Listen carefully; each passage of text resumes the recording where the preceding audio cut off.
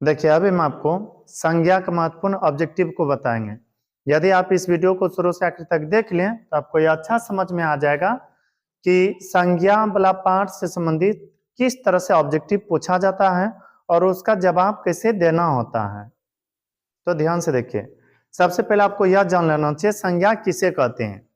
किसी व्यक्ति, वस्तु या स्थान के नाम को संज्ञा कहते हैं। अर्थात यह सुबह से शाम तक हम जो भी व्यक्ति या वस्तु या स्थान को देखते हैं उन्हीं को हम संज्ञा कहते हैं।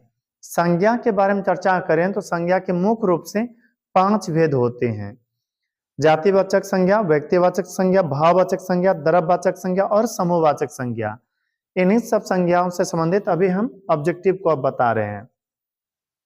देखिए पहला प्रश्न है, किसी व्यक्ति, वस्तु या स्थान के नामों को क्या कहते हैं। पता है, किसी व्यक्ति या वस्तु या स्थान के नाम को ही संज्ञा कहते हैं।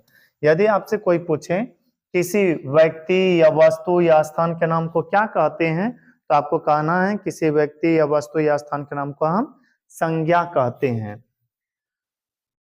सुबह से शाम तक आप जितने भी वस्तु को देखते हैं या जो भी चीज देखते हैं उसका कुछ ना कुछ नाम होगा, बस उसी को हम संज्ञा कहते हैं। आप जहां पर होंगे, शायद हो सकता है आपके पास मोबाइल होंगे, बहुत सारे वस्तु या पदार्थ हो सकते हैं, वे सब के सब संज्ञा हैं। अर्थ के विचार से संज्ञा के कितने भेद होते हैं। अर्थ के विचार से संज्ञा के 5 भेद होते हैं। कितने भेद होते हैं? 5 भेद होते हैं। अर्थ के विचार से संज्ञा के कितने भेद होते हैं? 5 भेद होते हैं, जिसमें होता है व्यक्तिवाचक संज्ञा, जातिवाचक संज्ञा, समूहवाचक संज्ञा, द्रव्यवाचक संज्ञा और भाववाचक संज्ञा। फिर आगे प्रश्न है, जिस शब्द से किसी एक व्यक्ति या वस्तु का बोध हो तो उसे क्या कहते हैं। फिर से देखिए, जिस शब्द से किसी एक व्यक्ति या वस्तु का बोध हो तो उसे क्या कहते हैं। पता है, जिस शब्द से किसी एक व्यक्ति या वस्तु का बोध होगा उसे हम कहते हैं व्यक्तिवाचक संज्ञा। क्या कहते हैं? व्यक्तिवाचक संज्ञा। जैसे हिमालय, हिमालय है व्यक्तिवाचक संज्ञा। क्यों? क्योंकि हिमालय केवल एक है। राम, मोहन, श्याम, किसी भी व्यक्ति का नाम जो होता है वह व्यक्तिवाचक संज्ञा होता है।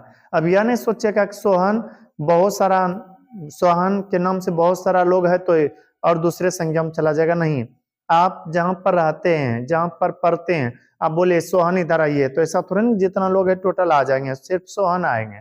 इसलिए किसी भी व्यक्ति का नाम रहे वह आएगा व्यक्तिवाचक संज्ञा, व्यक्तिवाचक संज्ञा में। फिर आगे है, जिस संज्ञा से किसी जाति के संपूर्ण पदार्थों का बोध हो तो उसे क्या कहते हैं। उसे कहते हैं जातिवाचक संज्ञा। जिस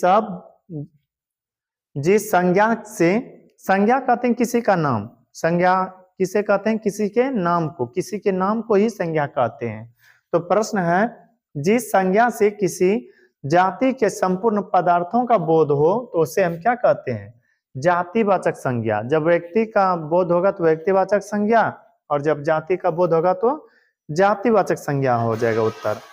फिर आगे प्रश्न है, जिस संज्ञा से किसी वस्तु या व्यक्ति के गुण, ध्यान दीजिएगा, जिस संज्ञा से किसी व्यक्ति, किसी वस्तु या व्यक्ति के गुण, धर्म या स्वभाव का बोध हो तो उसे क्या कहते हैं? उसे कहते हैं भाववाचक संज्ञा। अब देखिए कौन कितना गुणशाली है, किसके मन में मतलब कैसा भाव है, उसका नेचर अर्थात आदत कैसे है, इसका यदि कहीं पर बोध हो रहा है तो समझिएगा कि वह है भाववाचक संज्ञा। फिर आगे प्रश्न है, जिन वस्तुओं को नापा या तौला जाए, नापा या तौला जा सके उसे, उनके नामों को क्या कहते हैं। पता है, जिस वस्तु या पदार्थ को नापा या तौला जा सके उसे कहते हैं द्रव्यवाचक संज्ञा। क्या कहते हैं? द्रव्यवाचक संज्ञा कहते हैं। जैसे आप ले लीजिए आटा, दाल, चावल, लोहा इत्यादि, यह सब जो है ना तौलने वाला चीज है। कपड़ा ले लीजिए, इसे मापने वाला चीज है। जिसे नापा या तौला जा सके उसे कहते हैं द्रव्यवाचक संज्ञा। फिर आगे प्रश्न है, मित्रता कौन सा संज्ञा है। पता है, मित्रता फिर लड़कपन, ये सब के सब, बुढ़ापा, यह सब है भाववाचक संज्ञा। कौन सा संज्ञा? भाववाचक संज्ञा। मित्रता, खुद से सोचिए, मित्रता को आप पकड़ नहीं सकते, सिर्फ अनुभव कर सकते हैं। मित्र को भले ही देख सकते हैं, मित्र को बुला सकते हैं, लेकिन मित्रता को नहीं। मित्रता होता है एक तरह से भाव। तो मित्रता कौन सा संज्ञा है? यदि कोई पूछे ना तो कहेगा भाववाचक संज्ञा है। फिर आगे प्रश्न है, लिखावट में कौन सा संज्ञा है? लिखना अलग क्रिया होता है, लेकिन लिखावट, जैसे देखे होंगे आप लोग, कभी कभी कोई बोलते हैं लिखावट बहुत सुंदर है, तो लिखावट जो होता है ना, यह भाववाचक संज्ञा होता है। लिखावट, बनावट, पढ़ावट, यह सब कौन सा संज्ञा होता है? भाववाचक संज्ञा होता है। फिर आगे प्रश्न है, राम कौन सा संज्ञा है? अब खुद से सोचे, राम किसी व्यक्ति का बोध हो रहा है यहाँ पर, या किसी व्यक्ति का नाम है? किसी भी व्यक्ति का नाम रहे, चाहे वह व्यक्ति छोटा हो अथवा बड़ा हो, कमजोर हो या मजबूत हो, वह आएगा व्यक्तिवाचक संज्ञा में। किस संज्ञा में? व्यक्तिवाचक संज्ञा में। जिस शब्द से किसी एक वस्तु या व्यक्ति का बोध हो, उसे कहते हैं व्यक्तिवाचक संज्ञा।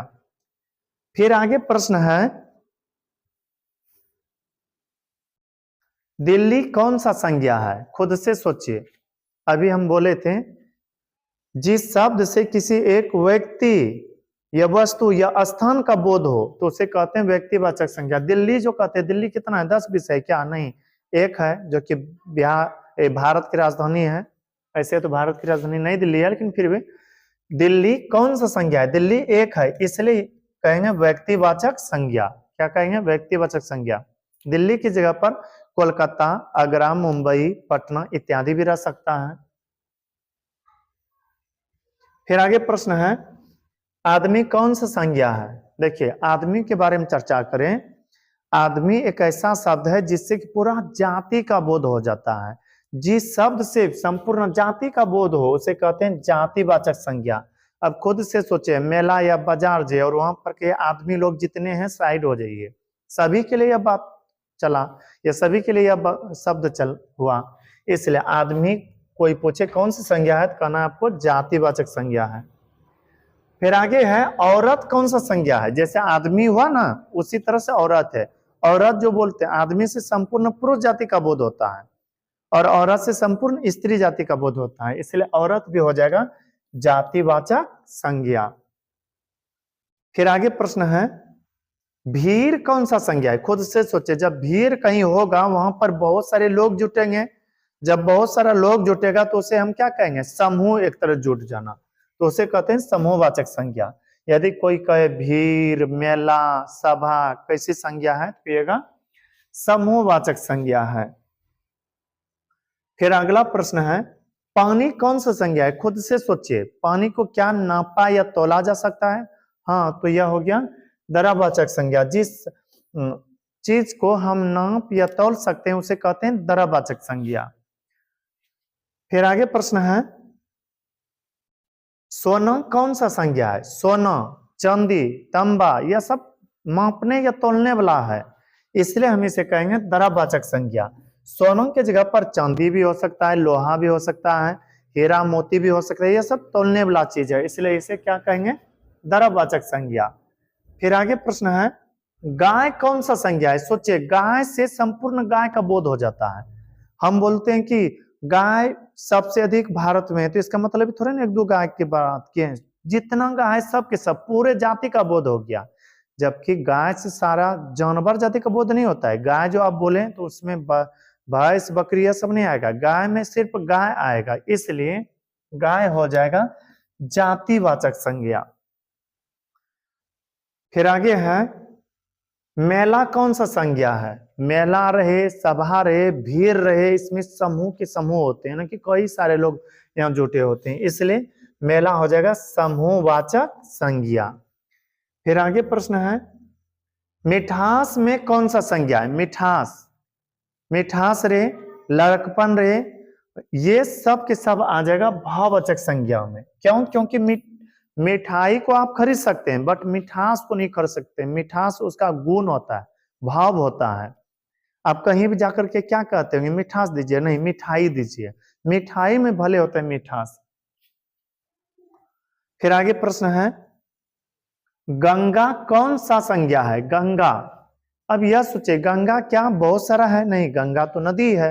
हो सकता है किसी किसी फीमेल वर्ग के लोगों का नाम भी हो, खैर उसे कोई दिक्कत नहीं है। गंगा जो है ना किसी एक नदी का नाम है, इसलिए हम गंगा को रखेंगे किसमें? व्यक्तिवाचक संज्ञा में। फिर आगे प्रश्न है, सर्दी कौन सा संज्ञा है? खुद से सोचिए, सर्दी गर्मी ठंडी को पकड़ सकते हैं क्या? नहीं, सर्दी हो ठंडी हो गर्मी हो यह सब अनुभव करने वाला चीज है। जब जहां लगेगा अनुभव किया जा सकता है, पकड़ा उकड़ा नहीं जा सकता है, देखा नहीं जा सकता है, सिर्फ अनुभव किया जा सकता है, तो उसे हम कहते हैं भाववाचक संज्ञा। बस इस वीडियो में इतना ही। यदि यह वीडियो आपको अच्छा लगा हो तो मेरे वीडियो को लाइक करें, और अभी तक यदि हमारे चैनल को सब्सक्राइब नहीं किए हैं तो कर लीजिएगा, ताकि जो भी इस तरह से वीडियो अपलोड करें वह आप तक आसानी से पहुंच सके। अब मिलते हैं किसी अगला वीडियो में, तब तक के लिए धन्यवाद।